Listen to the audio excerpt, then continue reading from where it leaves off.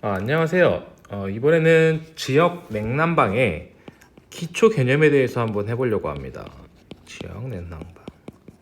이거 전문가가 들어도 괜찮고, 그냥 전공이 아니고 그냥 일반인 분들이 들으셔도 상관없는 내용이긴 합니다. 어, 언제부턴가 우리가 이제 지역 냉방 또는 지역 난방이라는 단어들이 많이 들리기 시작했어요. 한참 됐죠, 사실 지금은. 이게 왜 지역 난방이냐? 쉽게 말하면 우리가 어떤 집이 있을 때 그냥 이거 1호, 101호라고 할게요. 원래 우리가 기본적으로 101호에 보일러를 놓고 요 해당시를 난방을 했어요. 물론 그거보다도 그 전에는 보통 조금 더 큰 건물에, 이번엔 101동이라고 해보겠습니다. 보통 지하에 우리가 큰 보일러를 넣어서 난방을 했었죠. 근데 여기서 문제가 뭐냐? 얘가 유지 관리가 안 되는 거예요. 물론 유지 관리 담당자가 있고 이것을 아무리 잘 근데 관리를 해도 문제가 뭐냐면 우리가 건축물의 수명보다 배관 수명이 짧다는 거죠. 그리고 이 해당 보일러를 중앙식으로 하게 되면 중앙 난방이 되는 거죠. 이때 이런 샤프트 등의 공간도 들고, 가장 큰 문제는 예를 들어 내가 몸살이 나서 여름인데, 거의 초여름인데 난방을 하고 싶을 때 중앙식 같은 경우에는 중앙식에서 7월에 예를 들어 보일러를 가동하지 않는다면 여기 실에 난방을 할 수가 없다는 거예요. 개별 사용에 대한 가장 큰 문제죠. 그래서 우리가 한때 중앙식과 개별식을 많이 쓰다가 중앙식을 거의 안 쓰게 되고 개별식을 많이 쓰고 있었어요.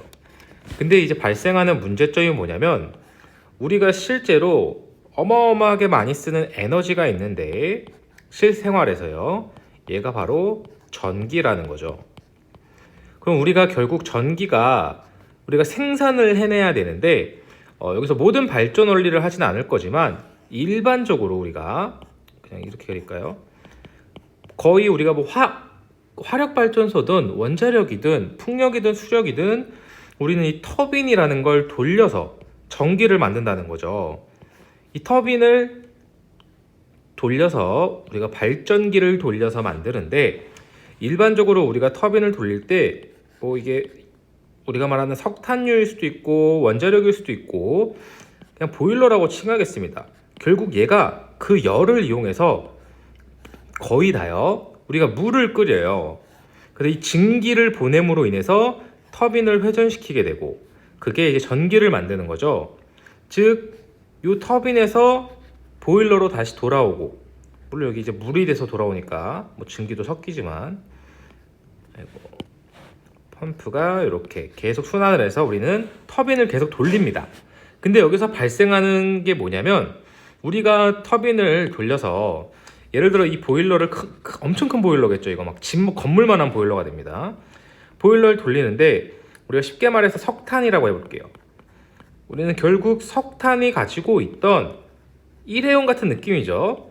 화학 에너지를 불태움으로 인해서 열 에너지로 바꿔서 우리가 터빈을 돌려서 운동 에너지로 바꾸고요. 이 운동 에너지를 우리는 전기 에너지로 바꿀 거예요. 그쵸? 근데 여기서 발생하는 문제점이 뭐냐면 모든 에너지는 변환을 하면서 손실이 발생하게 되는데, 그때 가장 크게 발생하는 손실이 열이라는 거예요. 우리가 전기는 365일 1년 내내 쓰는데 전기를 만들기 위해서 우리가 버리는 열이 너무 많았다는 거죠. 그래서 이 열을 우리가 회수해서 쓰자. 어떻게 보면 이게 폐열이 되는 거죠. 이 폐열을 회수해서 우리가 어디다 쓸래 했더니 야, 우리 이걸 난방으로 쓰자 해서 만들어진 게 지역 난방이 됩니다. 즉 우리는 조금 개념을 지워서 여기서 만들어진 이 증기가 있을 텐데 얘를 그냥 이렇게 수조를 그릴까요? 수조에 넣고 여기 이제 엄청 증기가 물이 된 것도 있고 증기와 아주 고온수가 만들어져 있을 거예요. 베이퍼죠. 그러면 얘를 보내서 우리가 수용가에서 이 열을 쓰게 하고 다시 그 물을 환수해 와서 우리가 또 보일러에서 끓이자 라고 하는 거죠. 그래서 우리가 전기를 만드는 데 드는 효율이 발전 효율이 되는 거고, 우리가 이때 발생한 폐열을 회수한다면 얘도 열 효율이 있는 거고, 우리가 발전 효율만 썼을 때가 예를 들어 30%였는데 열 효율까지 열을 회수했다면, 우리가 20%를 뭐 회수했다면 얘는 결국 합쳐서 50%의 복합 효율을 나타낼 수 있기 때문에 우리가 낭비되는 열 에너지가 너무 많으니까 이걸 난방에 쓰는 게 결국 지역 난방이 됩니다. 그래서 우리가 결국 이렇게 열을 생산하는 것을 지역 난방 열 사용 기준에서 열 생산 시설이라고 우린 부르고 있고요. 또 우리가 각 수용가라 그러죠. 전기에서는 수용가까지 보내는 이 송배전로 같은 그 하수도 배관 같은 느낌이죠. 그 공공 도로에 깔리는 걸 우리가 일반적으로 열 공급 시설이라 그러고, 왜냐면 얘도 각 구역마다 뭐 서울이라고 치면 저 구로에도 보내야 되고 뭐 은평구에도 보내야 되고 하니까 펌프가 있어서 밀어줘야 될 거고, 우리가 이 열을 열교환기를 설치해서 이 열교환기는 이제 각 건물의 지하에 있는 거죠. 우리가 필요한 온도로 바꿔서 각 세대에 난방을 하자, 이렇게 되는 거죠. 이게 우리가 열 사용 시설이라고 합니다. 그래서 쉽게 한 번 더 정리를 해보면, 계속 우린 전기를 써야 되기 때문에 발전소는 계속 기동을 해서 돌고 있어야 되는 거예요.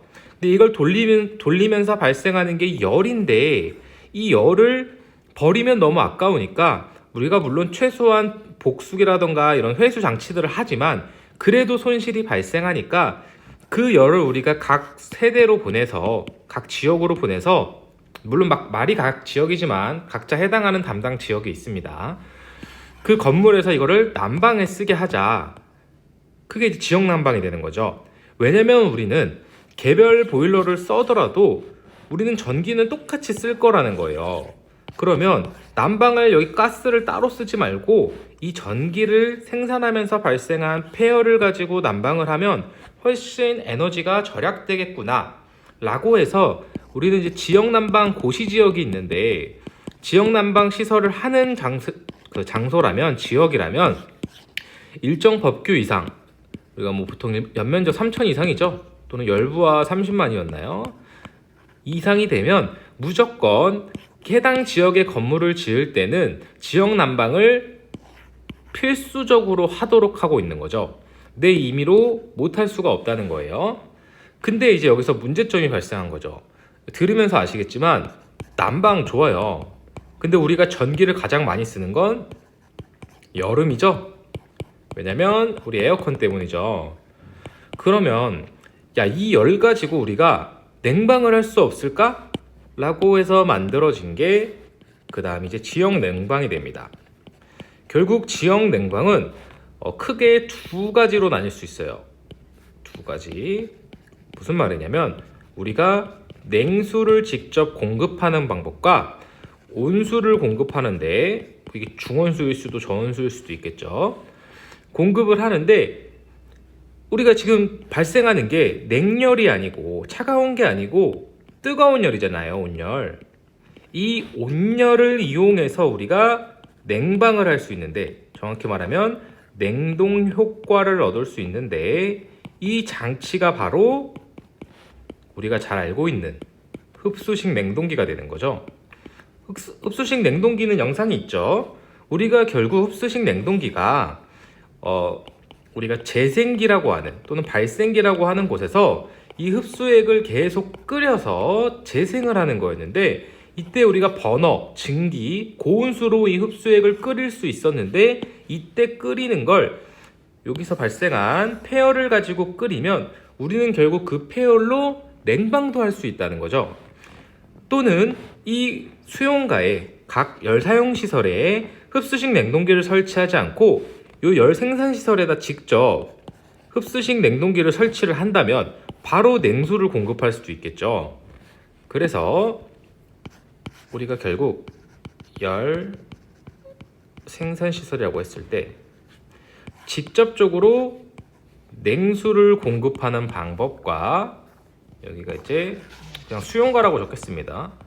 사용시설이라고 적으면 너무 길어서, 또는 온수를 공급하는 방법으로 나뉘는 거죠.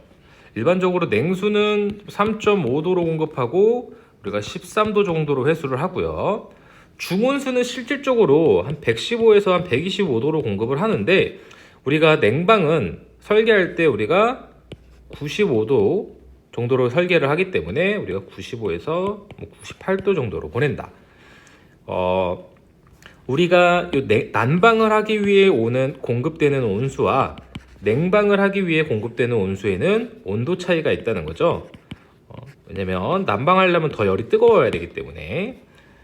그래서 조금만 더 해보면 나중에 더 자세히 할 거지만 우리가 이래 오나 저래 오나 난방 시에는 여기 오는 온도가 너무 뜨거운 거예요.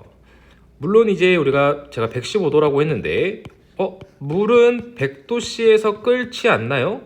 라고 생각하실 수 있지만 여기는 밀폐기이기 때문에 압력이 높아서 물이 더 고온에서 끓도록 설계가 되어 있기 때문에 시공이 되어 있기 때문에 여기는 115도에서도 끓지 않게 됩니다. 그러면 여기 물이 너무 뜨거우니까 우리가 이 물을 온도를 낮춰서 열교환을 해서 예를 들어서 110도씨 10kg이라면 초당할까요? 여기는 55도씨 20kg의 물이 흐르도록 이렇게 열교환을 하는 거죠. 더 자세히는 제가 나중에 할 겁니다. 즉 우리가 결과적으로 요약을 한번 해보면 우리는 계속 전기를 사용하게 되는데 이 전기 에너지를 생산할 때 발생하는 게 폐열이 됩니다. 폐열이라고 할 수도 있고 열 손실이라고 할 수 있겠죠. 우리가 이 열을 사용가로 가져와서 사용시설로 가져와서 각 건물마다 중온수 또는 저온수를 공급해서 우리가 난방을 하도록 할 수도 있고요. 이렇게 해서 우리가 이 폐열을 사용하게 되면 발전시설의 복합 효율이 늘어나게 되겠죠. 그리고 또는 이 폐열을 우리가 이렇게 해볼까요? 직접 냉수, 냉동기라고 하겠습니다. 냉동기를 이 생산시설에서 거쳐서 우리한테 직접 냉수를 공급할 수도 있을 거고, 파란색으로 할까요? 또는 직접 한 3.5도 정도의 냉수를 공급해서 냉방도 할 수 있도록 지역 냉난방을 한다는 거죠.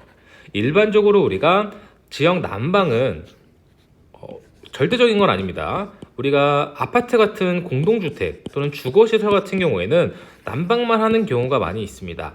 왜냐면 사실 실제 사용에도 문제가 있고요.